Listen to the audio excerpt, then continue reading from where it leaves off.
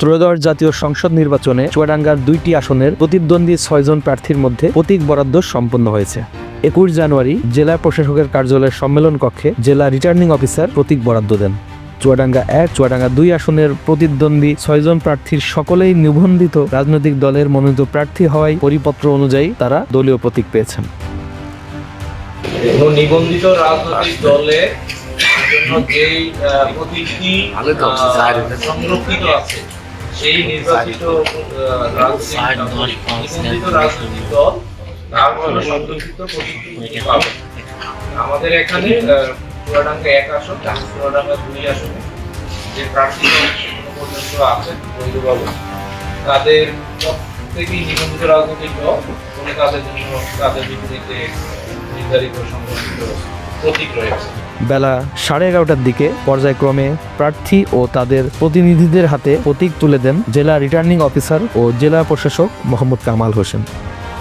প্রতীক বরাদ্দ শেষে প্রার্থীরা আশা করেন আগামী জাতীয় সংসদ নির্বাচন অবাধ, সুষ্ঠু ও সুন্দর পরিবেশে অনুষ্ঠিত হবে।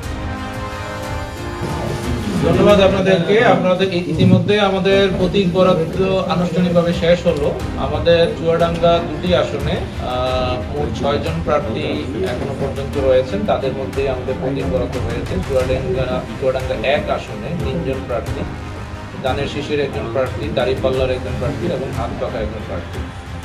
তাদের মধ্যে আনুষ্ঠানিকভাবে প্রতীক বরাদ্দ হয়েছে এবং চুয়াডাঙ্গা 2 আসনে একইভাবে দানের শীষ, দাঁড়িপাল্লা এবং হাত পাকা এই 3 প্রার্থীর অনুকূলে তাদের নমুনা প্রতীক বরাদ্দ হয়েছে।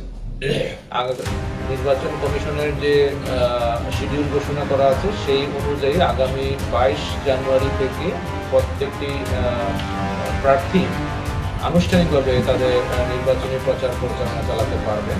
তবে সেটা অবশ্যই আচরণ বিধিমালা যেটা করা হয়েছে সেই আচরণ বিধিমালা প্রতিপালন সাপেক্ষে। Desk news, channel deo.